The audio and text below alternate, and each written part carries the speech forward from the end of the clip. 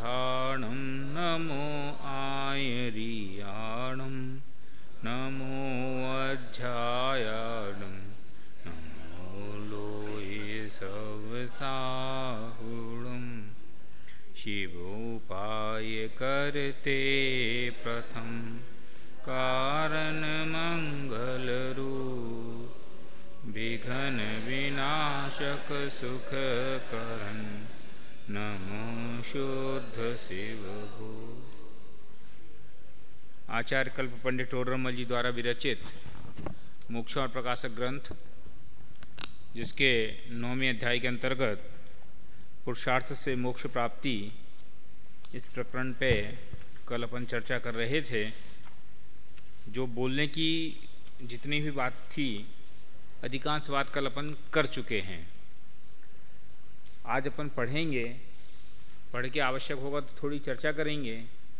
फिर कल अगर आपको कोई चीज़ समझ में नहीं आई होगी तो उसका समाधान करेंगे। ठीक है, पेज नंबर 309। सबके पास अपने ही ग्रंथ है ना, सेकेंड ईयर फाइनल। अभी भी इधर और जो बच्चे हैं वे आए नहीं क्या अभी?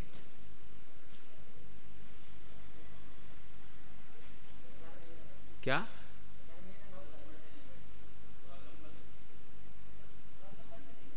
ये जगह खाली किस लिए है? तो जिसकी जगह वहां आके बैठो, नहीं तो कंफ्यूजन होएगा ना।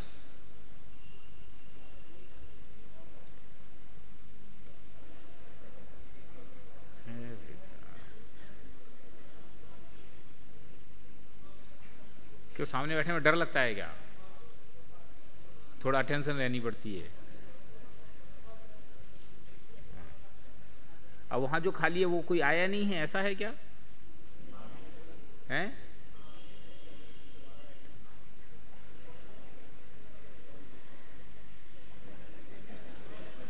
जो अरेंजमेंट है उसको क्यों नहीं फॉलो करते? क्या बात हुई? अटेंडेंस अपने आप हो जाती है।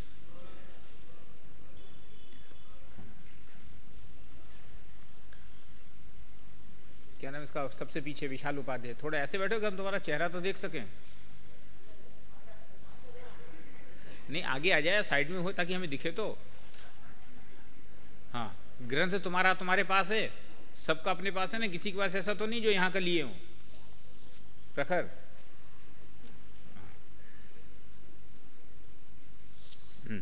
चलो, पेज नंबर 309। यहाँ प्रश्न है कि मोक्ष का उपाय काल लब्धि आने पर भवितव्यानुसार बनता है या मोह के उपशमादि आने पर होने पर बनता है या अपने पुरुषार्थ से उद्यम करने पर बनता है, सो कहो। इसमें 5 समवाय कह दिए गए, आप इनके नंबर डाल ले रहे। मैं जानबूझ के नहीं बता रहा हूँ कौन सा है।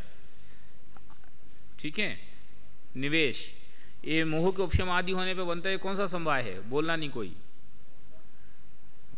क्यों, तुम कक्षा में हो ना, फिर कैसे पूछ रहे कौन सा? मोह के उपशमादिक होने पर बनता है, स्वभाव है। शाबाश, सही जवाब। ये लाल शर्ट, क्या नाम तुम्हारे पीछे? हाँ, सेकंड ईयर में ही हो ना तुम। ये मोह आदि के उपशमादिक होने पर बनता है, एक कौन से समवाय की ओर इशारा है? निमित्त, निवेश। क्या बोला उसने? बोला नहीं अब कोई, जरा किसने बताया? तो फिर बुद्धि का टेंशन क्यों नहीं रखते? तो कहीं इसलिए था मैंने। 5 समवाय के नाम बता सकोगे? बैठ के बोल दो।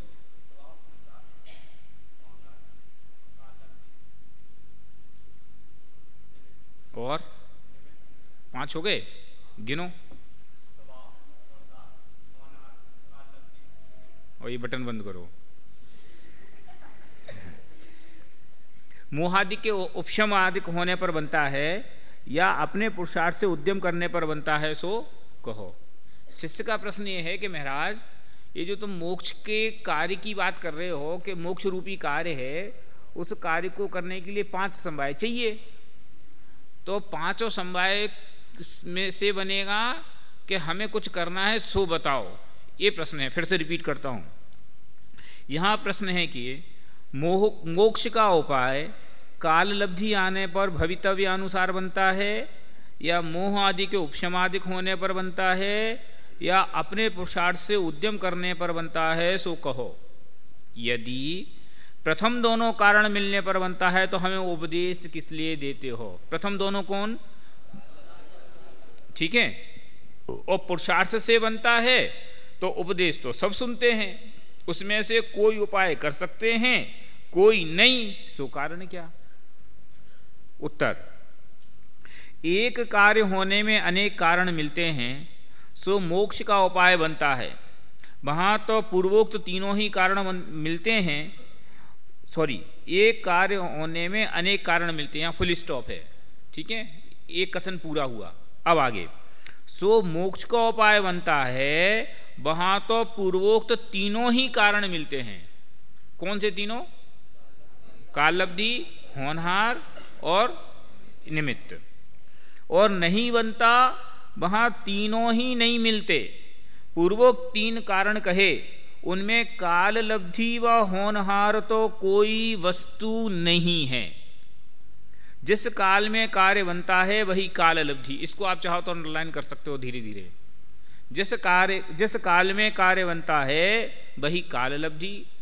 जो कार्य हुआ वही होनहार, तथा जो कर्म के उपशमादिक हैं वह पुद्गल की शक्ति है, उनका कर्ता हर्ता आत्मा नहीं है, तथा पुरुषार्थ से उद्यम करते हैं, सो यह आत्मा का कार्य है। इसलिए आत्मा को पुरुषार्थ से उद्यम करने का उपदेश देते हैं।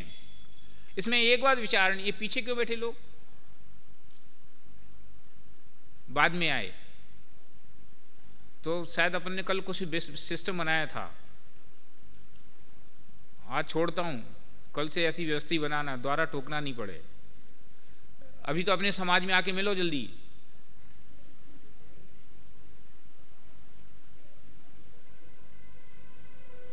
जल्दी करो, हमारा समय क्यों खराब करते हो? तुम्हें अपने समय की परवाह नहीं तो कोई बात नहीं, हमारी तो करो। इसके लिए खेद प्रकट करो, हाथ से नहीं। चलो देखो, इसमें एक बात विचारणी है कि होनहार और काल लब्धि। अब थोड़ा टेंशन करना, मैं क्या कहना चाहता हूं कि होनहार और काल लब्धि कुछ वस्तु नहीं। ये जो टोडरमल जी साहब कह रहे हैं, इसका क्या मतलब है? ये वस्तु नहीं माने, ये इनकी कोई सत्ता ही नहीं है, ये कोई चीज ही नहीं है। अगर ये नहीं है तो फिर इनको पांच समवाय नाम क्यों दिया? प्रश्न ख्याल में आया? देखो मैं फिर से पढ़ता हूं। उनमें काल लब्धि व होनहार तो कोई वस्तु नहीं है, ये कहा ना। तो पांच समवाय में होनहार और काल लब्धि कोई वस्तु नहीं है, माने अवस्तु हैं, असत्ता रूप है। ऐसा है क्या? वस्तु नहीं का अर्थ ऐसी कोई निमित्त जैसी कोई ऐसी चीज नहीं है, अथवा ऐसी कोई प्रकट चीज नहीं है जिसको हम दिखाएं। क्यों? क्योंकि होनहार किसका नाम है? होनहार तो विवक्षित कार्य की प्राप्ति का नाम है। विवक्षित कार्य का होना, इसका नाम होनहार। और काल लब्धि क्या है? कि विवक्षित कार्य का समय, उसका नाम होनहार है। तो वो अभी कोई वस्तु नहीं है, वो तो जब कार्य संपन्न होगा तब वो वस्तु है। मोक्ष रूप कार्य हुआ तो मोक्ष रूप कार्य यही एक वस्तु है ना। वस्तु कहो अथवा कार्य कहो अथवा पर्याय कहो। वस्तु माने क्या? कोई चीज थोड़ी वस्तु। वस्तु माने कोई ना कोई अस्तित्व रूप चीज। अब चीज कहने से तो वो कोई पदार्थ पे हमारा ध्यान जाता है, कोई परिणाम, इसका नाम है वस्तु। तो काल लब्धि और होनहार तो वस्तु नहीं का अर्थ इतना ही समझना अभी कि ये वर्तमान में कोई ऐसी चीज नहीं है जिनको हमें मिलाना है। जैसे होता ना कि नमक रखा है, हल्दी रखी है, जीरा रखा है, शक्कर रखी है, और इनको मिलाओ तो एक चीज बन जाती है। तो 4 वस्तु थी, 4 वस्तु को मिलाया तो एक वस्तु बन गई। ऐसी वस्तु नहीं है कि 5 समाय है ना, तो काललब्धि और होनहार कोई वस्तु नहीं का मतलब ये कि वो कोई ऐसे पदार्थ नहीं हैं कि जो कहीं हैं और जिनको ला करके अभी हमें लाना है तो वे चीज़ उपलब्ध हो जाएगी। क्यों? क्योंकि अभी तो उनकी सत्ता ही नहीं है। माने वास्तव में जब तक वह कार्य उत्पन्न नहीं हुआ तब तक उस कार्य का अभाव है।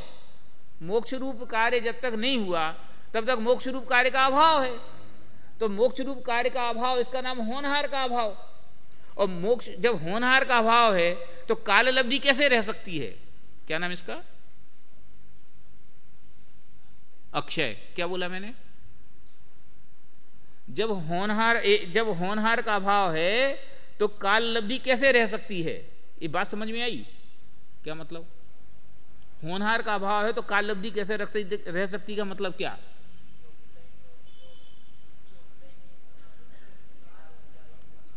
जोर से बोलो, सुनाई नहीं। प्रश्न मैं फिर से रिपीट कर रहा हूं कि जब होनहार ही नहीं है तो काललब्धि कहां से होगी? इसका क्या मतलब समझे आप?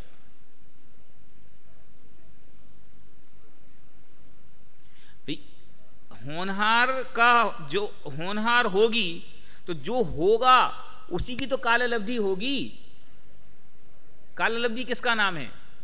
होनहार का समय, इसका नाम काललब्धि। तो जब होनहार ही नहीं है, जब बच्चा पैदा ही नहीं हुआ तो उसके पैदा होने का समय कैसे बता सकता हूं मैं? भाई बच्चा पैदा होने का समय कब बताओगे? कि जब बच्चा पैदा होगा। बच्चा तो पैदा हुआ नहीं, उसका समय बता दो। कि समय कैसे बताया जा सकता है? कि नहीं बताया जा सकता। तो होनहार जब तक नहीं है तो उस होनहार की काललब्धि कैसे बताई जा सकती है?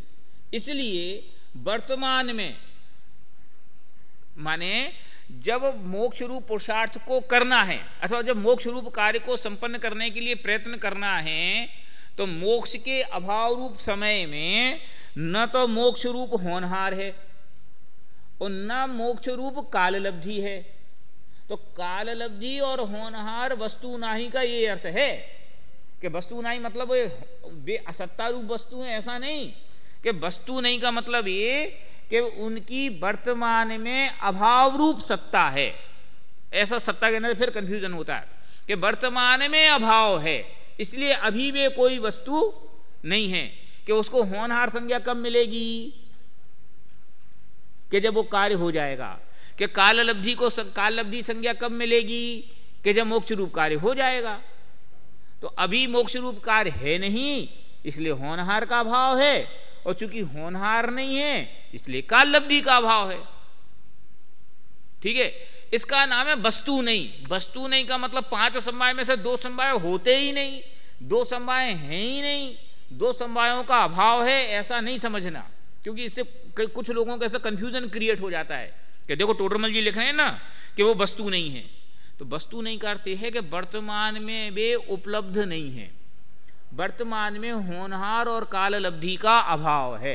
मोक्ष रूप कार्य के लिए वर्तमान में ना तो होनहार है और ना काललब्धि है। क्यों? क्योंकि होनहार है ही उसका नाम जब वो कार्य हो जाए, और काललब्धि है ही उसका नाम कि उस समय का नाम। तो जब वो कार्य हुआ नहीं तो वो होनहार कहाँ से आएगी? और जब होनहार नहीं है तो वो समय कहाँ से आएगा? इसलिए कोई वस्तु नहीं है। समझ में आई बात? देखो वही काल, ये कहेंगे पूर्वोक्ति, उनमें काललब्धि व होनहार तो कोई वस्तु नहीं। आप इसको थोड़ा क्या बोलना चाहिए, गहरे कलर से उसको कर लो अंडरग्राउंड, और फिर इस वस्तु नहीं का अर्थ जो मैंने आपको अभी कहा है ना वो आप अपने दिमाग में सेट कर लेना, ताकि आप बाद में फिर कभी पढ़ो तो वो ध्यान में आए। नहीं तो आपको ध्यान में नहीं आएगा कि हाँ वस्तु नहीं का अर्थ क्या है। जिस काल में कार्य बनता है वही काललब्धि, जो कार्य हुआ वही होनहार, तथा जो कर्म के उपशमादिक वह पुद्गल की शक्ति, उनका आत्मा कर्ता हर्ता नहीं है, तथा पुरुषार्थ से उद्यम करते हैं, सो यह आत्मा का कार्य है। इसलिए आत्मा को पुरुषार्थ से उद्यम करने का उपदेश देते हैं। इसमें एक समवाय उड़ा दिया। कौन सा? क्यों? क्योंकि वो विचार का विषय ही नहीं है। क्योंकि वो तो अवेलेबल है ना, और उसमें कुछ करना नहीं है, स्वभाव तो ऑलरेडी अवेलेबल है, तो इसलिए उसकी कोई चर्चा नहीं की गई। अब ये कहते कि पुरुषार्थ यह आत्मा का कार्य है ना, इसलिए पुरुषार्थ करने का उपदेश देते हैं। तो मोक्ष रूप कार्य को करने के लिए उपदेश दिया जाएगा तो होनहार का नहीं दिया जाएगा, निमित्त का नहीं दिया जाएगा, काल लब्धि का नहीं दिया जाएगा, स्वभाव का नहीं दिया जाएगा। काय का उपदेश है कि पुरुषार्थ करो, कि मोक्ष प्राप्त करना है ना तो भैया पुरुषार्थ करो। अब झगड़ा कहाँ होता है कि जब हम ये कहते हैं कि मोक्ष प्राप्त करना है तो बैठे ठाले नहीं होएगा, उसके लिए कुछ पुरुषार्थ करो। तो जैसे ही हम एक कहते हैं कि मोक्ष प्राप्त करने के लिए पुरुषार्थ करना चाहिए तो सही है, हम भी यही इन मुमुक्षुओं से कहते हैं कि मोक्ष जाने के लिए कुछ पुरुषार्थ करो, गप्पे नहीं लगाओ। इस बात को लोग हमें दूसरे अर्थ में ऐसे कहते हैं कि पुरुषार्थ करो माने व्रत करो, सील करो, संयम करो, दान करो, एक करो, इसका नाम पुरुषार्थ करो। लेकिन इसका नाम पुरुषार्थ है ही नहीं भाई। मोक्ष प्राप्ति के जिस पुरुषार्थ की बात कही जा रही है तो पुरुषार्थ किसका नाम है, इसकी चर्चा आगे आएगी, इसलिए अभी नहीं करते। तो अभी तो 4 समवायों में किस समवाय के लिए प्रयत्न करने की बात की जा रही है कि अगर मोक्ष जाने के लिए कुछ करना है तो पुरुषार्थ करना है। अब मैं समझता हूँ अपन सही वर्ड यूज कर रहे हैं कि मोक्ष जाने के लिए अगर कुछ करना है तो क्या करना है कि पुरुषार्थ करना है। क्यों? स्वभाव में कुछ नहीं करना है, ठीक है, होनहार काल लब्धि में कुछ हो सकता नहीं है, निमित्त में कुछ कर सकते नहीं है, मैंने चेंज किया शब्द है ना, होनहार और काल लब्धि में कुछ हो सकता नहीं है, हो सकता नहीं है, और इसमें कुछ कर सकते नहीं है। क्यों? होनहार निमित्त तो है ही नहीं, तो उसमें क्या कर सकते हैं, और निमित्त में कुछ किया जा सकता नहीं है क्योंकि वो परद्रव्य है। इसलिए 4 समवायों में कुछ किया नहीं जा सकता। तो मोक्ष प्राप्त करने के लिए क्या करने का उपदेश है कि पुरुषार्थ करो। इतनी बात क्लियर हो गई ना। अब आ गया सो यहां आत्मा जिस कारण से कार्य सिद्धि हो उस कारण रूप उद्यम करे, वहां तो अन्य कारण मिलते ही हैं और अन्य और कार्य की भी सिद्धि होती ही है, तथा जिस कारण से कार्य की सिद्धि हो अथवा नहीं भी हो उस कारण रूप उद्यम करे, वहां अन्य कारण मिले तो कार्य सिद्धि होती है, न मिले तो नहीं सिद्धि होती है। कि जो जिस कार्य का कारण है उसकी व्यवस्था बनाएंगे तो कार्य की उत्पत्ति नियम से होगी, और जो जिस चीज का कारण नहीं है, सहकारी है, तो कदाचित और मुख्य कारण मिल जाए तो उसके होने से भी कार्य हो जाता है, और नहीं हो तो नहीं हो, उसका कोई नियम नहीं है। सो जिनमत में जो मोक्ष का उपाय कहा है इससे मोक्ष होता ही होता है। ये क्या बात कही कि जिनमत में मोक्ष का जो उपाय कहा, मतलब इस बात से एक बात अपन को ध्यान में रख लेनी चाहिए कि मोक्ष प्राप्त करने के लिए देव शास्त्रों की श्रद्धा का कितना बड़ा योगदान है। क्यों? कि मोक्ष प्राप्ति के लिए क्या पुरुषार्थ है ये हमारी बुद्धि का विषय नहीं है, ये दिव्य ध्वनि का विषय है। कि जिनमत में जो मोक्ष का उपाय कहा है, कि जिनेंद्र भगवान ने अपनी देशना में मोक्ष का जो उपाय बताया है वह उपाय हम करें तो नियम से मोक्ष की प्राप्ति होती है, और वो उपाय नहीं करें तो नियम से मोक्ष की प्राप्ति नहीं ही होती है। इसलिए जो जीव पुरुषार्थ से जिनेश्वर के उपदेश अनुसार, ऊपर भी और नीचे भी 2 बार है ना, देवशास्त्र गुरु की श्रद्धा सम्यक दर्शन इसलिए कही गई। इसलिए जो जीव पुरुषार्थ से जिनेश्वर के उपदेश अनुसार मोक्ष का उपाय करता है, अपनी बुद्धि के अनुसार नहीं कि मुझे तो ऐसा समझ में आता है ना, उसके काल लब्धि व होनहार भी हुए और कर्म के उपशमादिक हुए तो वह ऐसा उपाय करता है। इसलिए जो पुरुषार्थ से मोक्ष का उपाय करता है उसको सर्व कारण मिलते हैं और उसको अवश्य मोक्ष की प्राप्ति होती है, ऐसा निश्चय करना। जो जीव पुरुषार्थ से मोक्ष का उपाय नहीं करता उसके काल लब्धि व होनहार भी नहीं और कर्म के उपसमादिक भी नहीं हुए तो यह उपाय नहीं करता। इसलिए जो पुरुषार्थ से मोक्ष का उपाय नहीं करता उसको कोई कारण नहीं मिलते और उसको मोक्ष की प्राप्ति नहीं होती, ऐसा निश्चय करना। इसमें से एक बात आपको ध्यान में नहीं आई होगी कि क्या कहना चाहते हैं, कि वे ये कहना चाहते हैं कि जो व्यक्ति पुरुषार्थ कर रहा है ना, वो अगर वो पुरुषार्थ कर रहा है, वह इस बात का इंडिकेशन है कि इसके शेष समवाय भी उपस्थित हो गए हैं, और जो पुरुषार्थ नहीं कर रहा है वो इस बात का इंडिकेशन है कि अभी इसकी दिल्ली दूर है, कि उसको अभी मोक्ष नहीं होना है।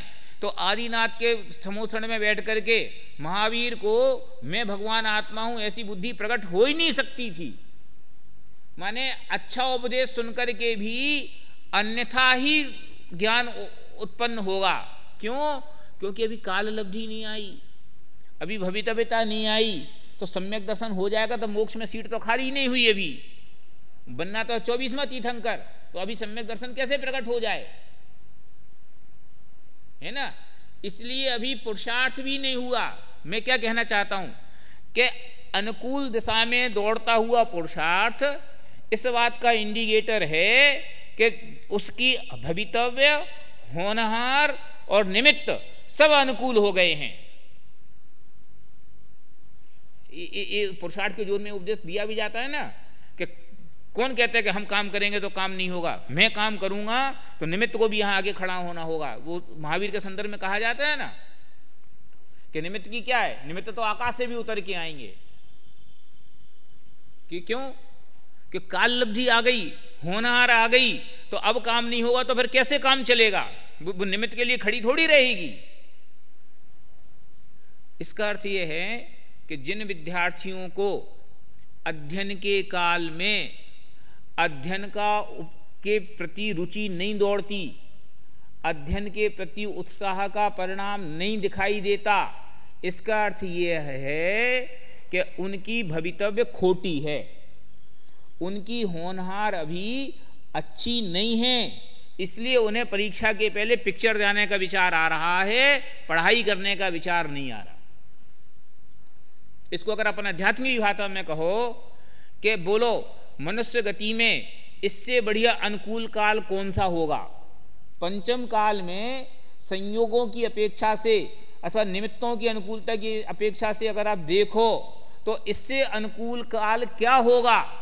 और ऐसे अनुकूल काल में भी हमें सपर भेद विज्ञान का पुरुषार्थ न दौड़े, हमें मैं कौन हूँ, आया कहाँ से, ऐसा विचार करने का उत्साह न आए, और चित्त ऐसे क्या बोलना चाहिए अमृत जैसे तत्व ज्ञान को छोड़ करके उन विषयों की ओर ही दौड़ने की क्या बोलते हैं जिज्ञासा लगाए और विषयों की ओर ही दौड़ता रहे, यह किस बात का इंडिकेशन है? कभी मामला ठीक नहीं है।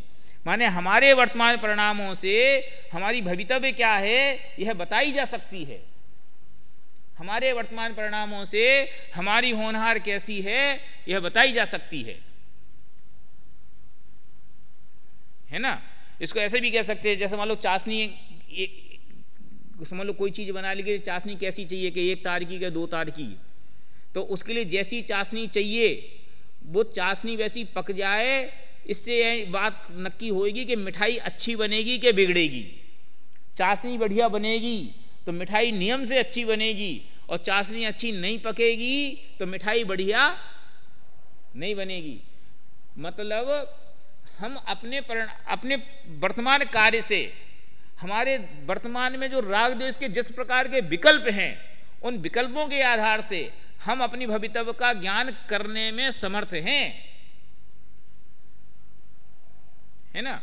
ये कहते हैं ना कि सब प्रकार के अनुकूल संयोग मिले, सब प्रकार की समझ लो अनुकूलता मिली है, इसके बावजूद भी हमारा मन देवशास्त्र गुरु के अवर्णवाद की ओर दौड़े हैं, तत्व निर्णय की ओर उन्मुख न हो। इसका अर्थ क्या है कि अभी केवल ज्ञान में हमारा सुख देखा नहीं गया, केवल ज्ञान में अभी हमारा केवल ज्ञान देखा नहीं गया, अभी केवल ज्ञान में हमारे बहुत सारे भाव बाकी हैं, ऐसा देखा गया है। इसलिए हमें ऐसी बुद्धि दौड़ रही है। क्यों? क्योंकि जिसके केवल ज्ञान में भाव नहीं देखे गए उसको ही तो ऐसा पुरुषार्थ जोड़ेगा। जो अल्पकाल में मोक्ष जाने के लिए तैयार है उसके जीवन में तो ऐसी विश्रांति आएगी, है ना। निश्चितम स भवेत भव्यो भावी निर्वाण भाजनम के तत्प्रति प्रीत चित्तेन। तो ये कैसे बताया गया कि हमारा वर्तमान का पुरुषार्थ, हमारे वर्तमान की का योग और उपयोग और हमारे वर्तमान काल की रुचि हमारे भविष्य काल की नियामक है। ऐसा नहीं है कि भविष्य तो कुछ और देखा गया और वर्तमान में ऐसा कि अभी तो मैं समझ लो आकंठ सब प्रकार की मान लो 4 क्या 5 पाप 4 कसाय और 7 व्यसन में मगन हैं और अब तो क्या बस यहाँ से स्वर्ग जाएंगे, वहाँ से केवल ज्ञान लेकर। अरे ऐसा नहीं होता। इसको ऐसा भी कहते हैं कि समाधि मरण करने के लिए समाधि पूर्वक जीना होना चाहिए। जिसका जीवन खराब है, खोटा है, उसका मरण समाधि रूप नहीं हो सकता। जीवन में समता होगी तो मरण में भी समता होगी। समाधि मरण तो हम कर लेंगे और वर्तमान में उसकी बात अभी मत करो। ना उठने का विवेक, ना बैठने का विवेक, ना खाने का विवेक, ना पीने का विवेक, ना रात का विवेक, ना दिन का विवेक, ना भक्ष का विवेक, ना अभक्ष का विवेक। और हम तो सपर भेद विज्ञान की चर्चा करते हैं। भैया ये शेरनी का दूध एक है ना स्वर्ण पात्र में ही रहता है। मैं इस बात से जोड़ रहा हूं इस बात को कि वो पुरुषार्थ किस बात का इंडिकेटर है कि मंजिल तो आज अगर हम अजमेर रोड पे चल दिए तो मंजिल तो आएगी 2 घंटे बाद, लेकिन हमारा डायरेक्शन सही हो गया है, ये इस बात का इंडिकेटर है कि अब अजमेर आने वाला है। और हमारा